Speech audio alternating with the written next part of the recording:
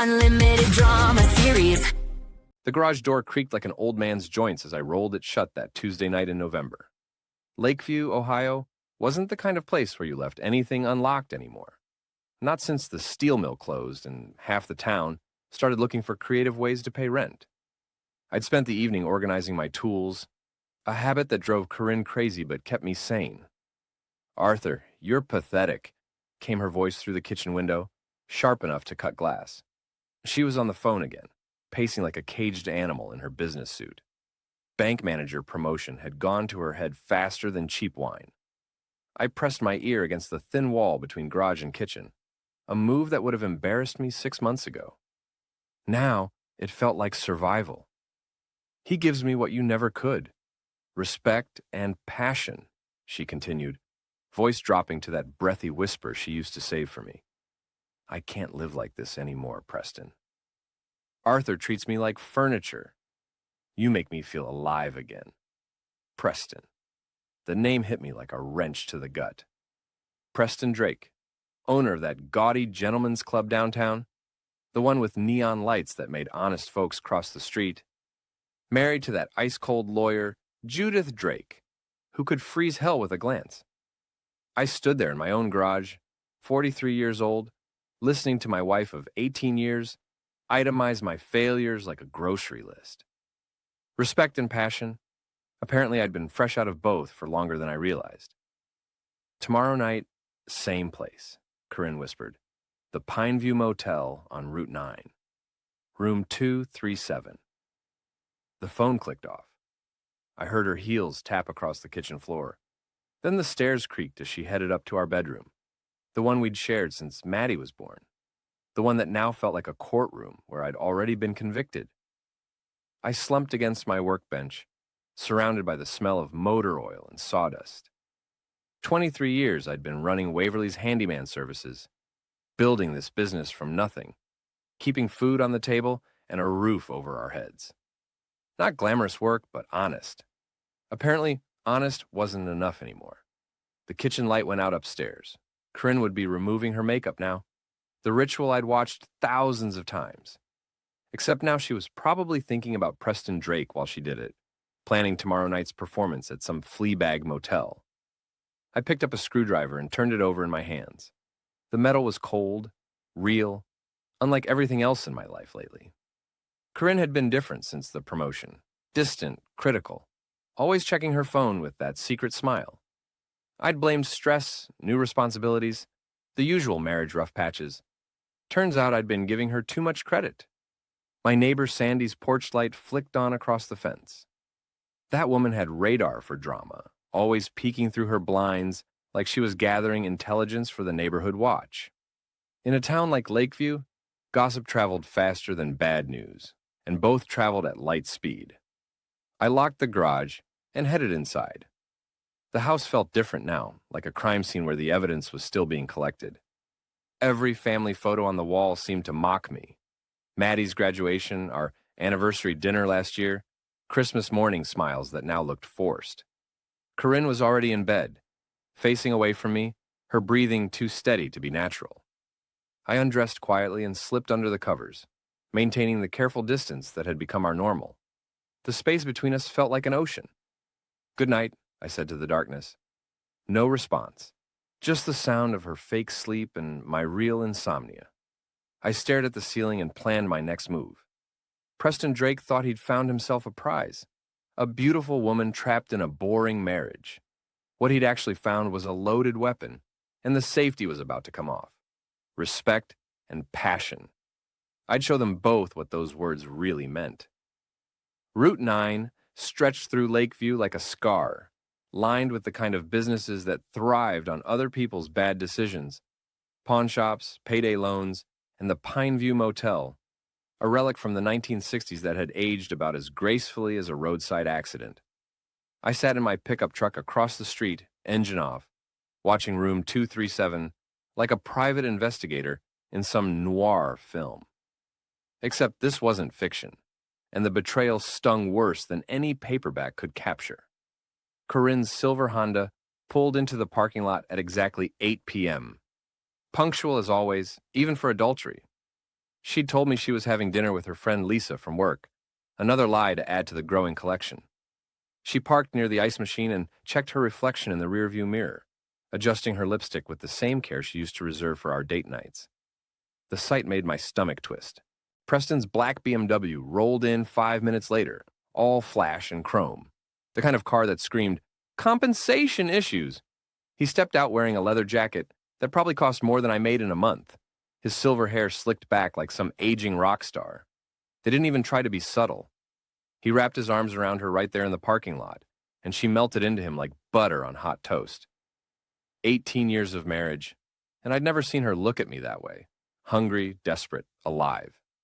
I grabbed my phone and started recording. Not for any legal reason, Ohio was a no-fault divorce state, but because sometimes you need proof that your world actually ended, that you didn't just imagine the whole thing. They disappeared into room 237. The curtains were drawn, but a sliver of light leaked through the gap where they didn't quite meet. I sat there for an hour, watching that light and feeling something inside me shift from hurt to anger to something colder and more calculating. My phone buzzed. A text from Corinne.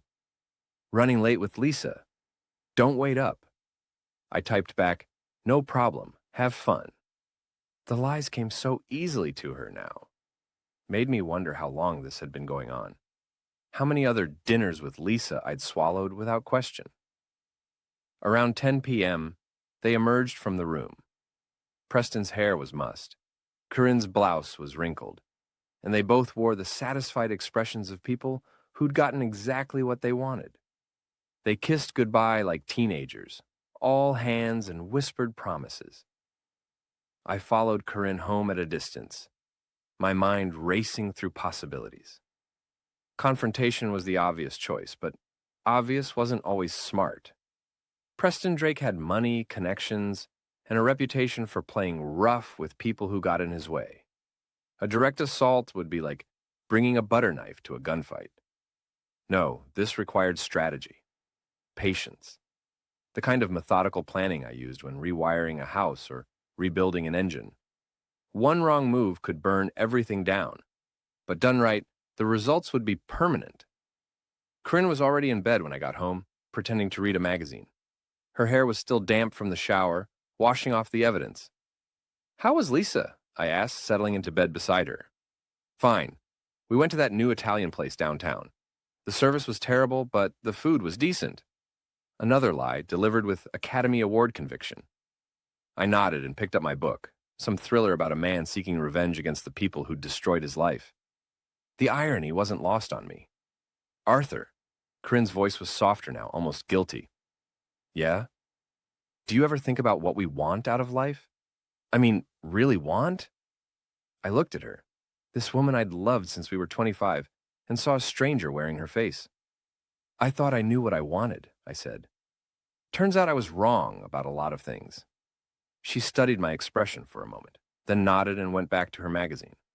We lay there in silence, two people sharing a bed but living in completely different worlds. I waited until her breathing evened out, then slipped downstairs to my home office. Time to do some research on Preston Drake, find out what kind of man had stolen my wife, and whether he had any weaknesses worth exploiting. The internet was a beautiful thing for a man with patience and a grudge.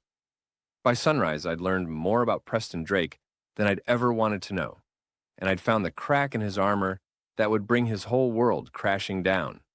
His wife, Judith Drake, was a family law attorney with a reputation for ruthless efficiency.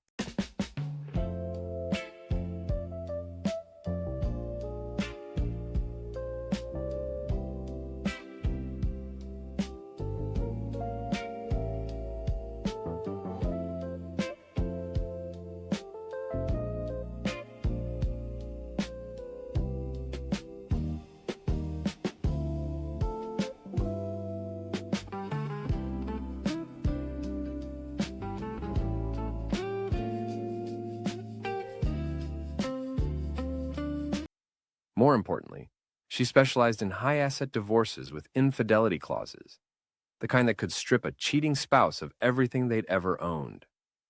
I wondered if she knew about her husband's extracurricular activities. Something told me she didn't, but she was about to find out. 3 weeks passed, like a slow-motion car accident. I watched Corinne float through our house with that secret smile, humming songs she'd never hummed before, buying new lingerie that never made it into our bedroom. She was living a double life, and the other life was clearly more interesting than the one that included me. I became a student of deception, cataloging every lie, every excuse, every girl's night out that ended with her coming home smelling like expensive cologne. She was getting careless, leaving receipts in her purse, forgetting to delete text messages, acting like a woman who'd already checked out of our marriage. The hardest part was maintaining normal. Going to work, fixing leaky faucets and broken furnaces, pretending I didn't know my wife was spending her lunch breaks in motel rooms. Mrs. Henderson on Maple Street asked if everything was okay. Apparently I looked peaked, whatever that meant. Just tired, I told her, installing her new kitchen faucet with hands that wanted to shake but didn't dare. Marriage troubles? She asked with the directness of a woman who'd buried 2 husbands and survived the Great Depression. Something like that. She patted my shoulder with a gnarled hand. Time has a way of sorting things out, Arthur. Good things come to those who wait. If she only knew how much waiting I was doing. Maddie came home from college for Thanksgiving break, full of stories about her sociology classes and her new boyfriend Trevor. At 17, she still believed in happy endings and true love, concepts that felt as foreign to me as ancient Greek. You and Mom seem weird, she announced over dinner, attacking her turkey with teenage efficiency. Corinne's fork paused halfway to her mouth. We're fine, honey, just busy with work. Mom's always on her phone, Maddie continued, oblivious to the landmine she was stepping on. And Dad looks like someone stole his favorite hammer. Everything's fine, I said, forcing a smile. Your mother's adjusting to her new position at the bank. Lots of stress. Corinne shot me a grateful look, probably relieved I wasn't spilling the truth all over the dinner table. What she didn't know was that I was saving the truth for a much bigger audience. After Maddie went back to school, the house felt emptier than usual. Corinne's absences became longer, her excuses more elaborate. She was working late 3 nights a week, having dinner with colleagues on weekends, attending banking seminars that somehow never appeared on any official calendar. I used the time productively. A man in my profession learns to be resourceful, to solve problems with whatever tools are available. Preston Drake thought he was untouchable, protected by money and reputation. What he didn't understand was that every structure had weak points, and I'd spent 23 years learning how to find them. Judith Drake's law office was in the professional district downtown, a glass tower that reflected the gray December sky like a mirror. I drove past it several times, studying the building, the security, the patterns of people coming and going. She worked late most nights, her Mercedes the last car in the executive parking garage. I wasn't planning anything dramatic. Violence was for amateurs, and I was a professional. But information was ammunition, and I was stockpiling enough to level a city block. The breakthrough came on a Tuesday evening in early December. Corinne was at another banking seminar, and I was going through the mail when I found it. A credit card statement for an account I'd never seen before. She'd been sloppy, probably distracted by thoughts of Preston, and mixed it in with the regular bills. The charges told a story. Expensive restaurants, boutique clothing stores, a jewelry purchase that made my eyes water. All of it on dates when she was supposedly working late or attending professional events. But the most interesting charge was from November 15th. Pine View Motel, room 237, charged to Preston Drake's business account.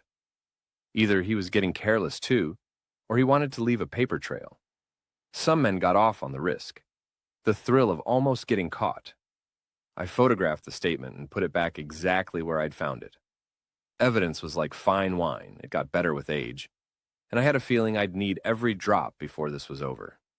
That night, Corinne came home smelling like expensive wine and cheap motels. She kissed my cheek, a gesture that used to mean everything and now felt like a slap. How was the seminar? I asked. Educational, she said, already heading for the stairs. I'm exhausted, going to bed early. I nodded and went back to my book, another thriller about revenge and justice. The protagonist was always too quick to act, too eager for confrontation. Real revenge required patience, planning, and perfect timing. Christmas was coming, and with it, the annual Lakeview Charity Gala, the social event of the year, where everyone who was anyone gathered to see and be seen. Preston would be there with Judith, playing the role of devoted husband. Corinne would probably find an excuse to attend, maybe volunteer to help with the bank's sponsorship. It would be the perfect stage for a performance they'd never forget. January brought the kind of cold that made Lakeview feel like the surface of Mars, bitter, hostile, and completely unforgiving. The charity gala was still 2 weeks away, but I'd already set the pieces. I deleted her number! You deleted it? She tagged you in a photo an hour ago. My everything thing with a... Watch more on Grammarly.com. In motion for what would either be my vindication or my complete destruction. The key was Judith Drake. I'd been studying her for weeks, learning her routines, her habits, her weaknesses. She left her office every Tuesday at exactly 6:30 p.m. and stopped at Brennan's coffee shop on 5th Street. Always the same order, always the same corner table, always alone with her legal briefs and her phone. It took me 3 Tuesdays to work up the courage to approach her. She was even more intimidating in person than in the newspaper photos. Sharp cheekbones, steel gray hair pulled back in a perfect bun, eyes that could dissect a hostile witness at 50 paces. Mrs. Drake? I stood beside her table, hat in hand like some nervous schoolboy. She looked up from her documents, and I felt like a bug under a microscope. Yes? My name is Arthur Waverly. I think we need to talk about your husband. Her expression didn't change, but something shifted behind those cold blue eyes. She gestured to the empty chair across from her. Sit. I sat, suddenly aware of my work clothes, my calloused hands, the smell of sawdust that seemed permanently embedded in my skin. She was wearing a suit that probably cost more than my truck, but her attention was focused entirely on my face. You're the handyman, she said. It wasn't a question. Yes, ma'am. And you believe you have information about my husband that I might find interesting. I know he's having an affair with my wife. The words hung in the air between us like smoke. Judith's expression remained perfectly neutral, but her fingers tightened slightly around her coffee cup. I see. And what makes you think I don't already know that? The question caught me off guard. Do you? She smiled, and it was like watching ice form on a window. Mr. Waverly, I've been married to Preston for 15 years. I know exactly what kind of man he is, and I know exactly what he's been doing with your wife at the Pineview Motel every Tuesday and Thursday evening. My mouth went dry. Then why? Why haven't I done anything about it? She leaned back in her chair, studying me like a chess player, considering her next move. Because timing is everything in my profession. The right evidence at the right moment can be worth millions. The wrong evidence at the wrong time is worthless. She reached into her briefcase and pulled out a manila folder, sliding it across the table. Inside were photographs, high-resolution images of Preston and Corinne entering and leaving the motel, kissing in the parking lot, holding hands at restaurants I couldn't afford.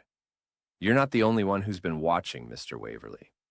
I stared at the photos, feeling like I'd stumbled into someone else's chess game and discovered I was just another pawn. What do you want? I asked. The same thing you want.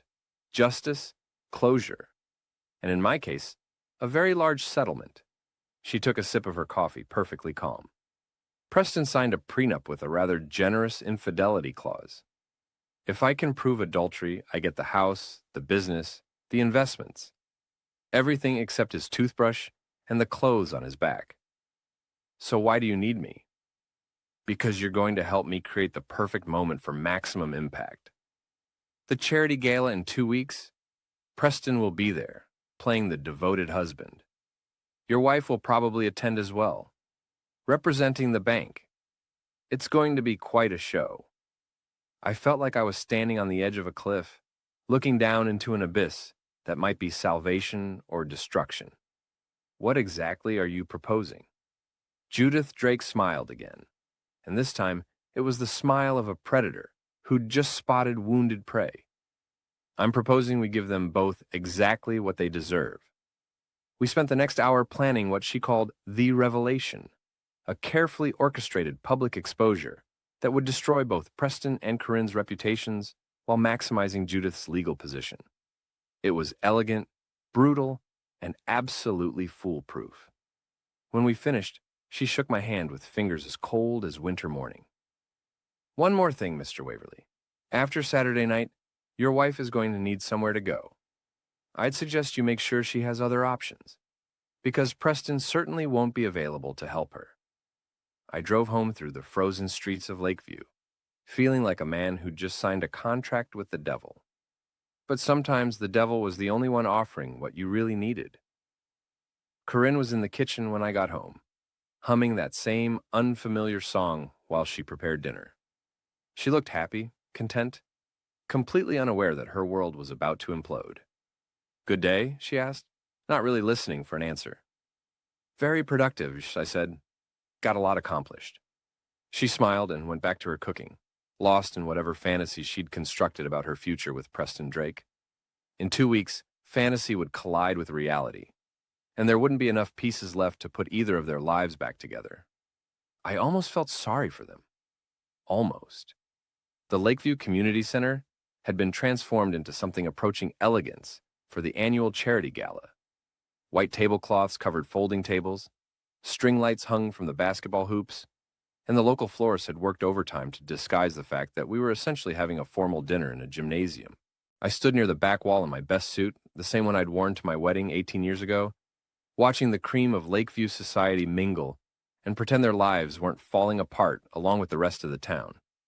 Preston Drake held court near the silent auction table, his arm around Judith's waist, playing the role of devoted husband with Oscar-worthy conviction. He wore a tuxedo that probably cost more than most people's rent, his silver hair gleaming under the harsh fluorescent lights. Judith looked stunning in a black evening gown, every inch the successful attorney's wife. Only I could see the predator lurking behind her smile, the shark circling in perfectly still water. Corinne arrived fashionably late, representing the bank's sponsorship of the event. She wore a red dress I'd never seen before, probably purchased with Preston's money, and moved through the crowd with newfound confidence. The mousy bank teller I'd married had been replaced by someone who belonged in this world of champagne and small talk. She spotted Preston across the room, and their eyes met for just a moment. The look they shared was electric, intimate, completely inappropriate for a married woman to give any man who wasn't her husband. Too bad half the room saw it. "Ladies and gentlemen," came the voice from the podium. Mayor Thompson was introducing the evening's speakers, thanking sponsors, going through the usual ritual of small-town politics. Before we begin our silent auction, I'd like to invite a few special guests to say a few words about our community and the importance of supporting local charities. This was my cue. I'd volunteered to speak on behalf of local small businesses, a role that surprised exactly no one. Arthur Waverly, the reliable handyman, always ready to help out when needed. What they didn't know was that tonight's help would be more memorable than anyone expected. I made my way to the podium, passing tables full of people I'd known for decades. Mrs. Henderson waved from table 6. Sandy, my nosy neighbor, was sitting with the church ladies, probably gathering gossip for next week's prayer circle. "Good evening," I said, adjusting the microphone. My voice echoed through the gymnasium, steady and calm. "Thank you for letting me speak tonight about the importance of community, trust, and the values that hold us together." Corinne was watching me from table 3, a slight frown creasing her forehead. She probably wondered why I'd volunteered for something so public, so unlike my usual preference for staying in the background. "I've lived in Lakeview my whole life," I continued. "Built my business here, raised my family here, learned what it means to be part of something bigger than yourself. But I've also learned that communities are fragile things, easily broken by people who put their own desires above everything else." Preston was paying attention now, his champagne glass frozen halfway to his lips. Judith sat beside him, the picture of wifely support, but I could see the anticipation in her eyes. Tonight, I want to talk about respect and passion, 2 words that get thrown around a lot but aren't always properly understood. Corinne's frown deepened. She recognized those words. knew exactly where she'd heard them before. You see, some people think respect means getting what you want when you want it, regardless of who gets hurt in the process. They think passion justifies betrayal. That desire excuses dishonesty. The room was getting quieter, conversations dying as people sensed something important was happening. But real respect means honoring your commitments, keeping your promises, being the person others can count on. And real passion, well, real passion doesn't hide in motel rooms or sneak around in the shadows. Preston started to stand, but Judith's hand on his arm kept him in his seat. Her grip looked gentle from a distance, but I could see her knuckles were white. 3 weeks ago, I discovered that my wife, of 18 years, has been having an affair with a prominent member of our community. A man who owns a business downtown, who sits on the Chamber of Commerce, who's here tonight pretending to be something he's not. The silence was complete now. Even the catering staff had stopped moving. She told me he gave her what I never could, respect and passion. But what he actually gave her was lies and false promises. A fantasy that was never going to survive contact with reality. Corinne was standing now, her face white as the tablecloths. Arthur, stop. Please. The man I'm talking about is Preston Drake. The name hit the room like a physical blow. Heads turned toward table 1, where Preston sat frozen, his face cycling through shock, anger, and panic. For months, they'd been meeting at the Pineview Motel, thinking they were so clever, so careful. But the truth has a way of coming out, especially when someone's been documenting every lie, every secret meeting, every charge on credit card statements. I pulled out a manila folder, the same one Judith had shown me 3 weeks ago, now supplemented with my own evidence. Preston Drake has been stealing another man's wife while playing the devoted husband to his own. He's been using his business accounts to pay for motel rooms and expensive dinners, thinking his money made him untouchable. Preston finally found his voice. This is slander. I'll sue you for everything you have. With what money? Judith's voice cut through his bluster like a knife through butter. She stood slowly, her evening gown making her look like an avenging angel in black silk. You see, Preston, adultery has consequences, especially when you're stupid enough to sign a prenup with an infidelity clause. The room erupted. People were standing, talking, pointing, pulling out phones to record what was quickly becoming the most dramatic moment in Lakeview's recent history. As of this morning, Judith continued, her voice carrying easily over the chaos, I've filed for divorce and activated the penalty clauses in our prenuptial agreement. The house, the business, the investments, all of it belongs to me now. You have 30 days to vacate our home and find somewhere else to live. Preston's face went from white to red to purple. You can't do this. I built that business. With my money, Judith replied calmly.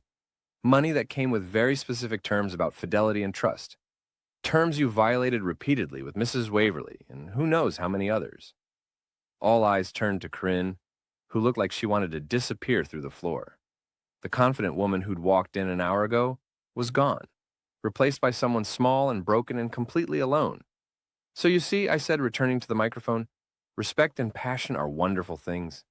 But they can't pay rent, can't put food on the table, and can't fix a life built on lies and betrayal. I folded up my notes and stepped away from the podium. Thank you for your attention. Enjoy the rest of your evening. The room exploded into chaos as I walked toward the exit. People were shouting questions, taking pictures, already composing the social media posts that would spread this story across the entire county by morning. I paused at the door and looked back one more time. Preston was arguing with Judith, his voice rising to a near scream as he realized the magnitude of what he'd lost.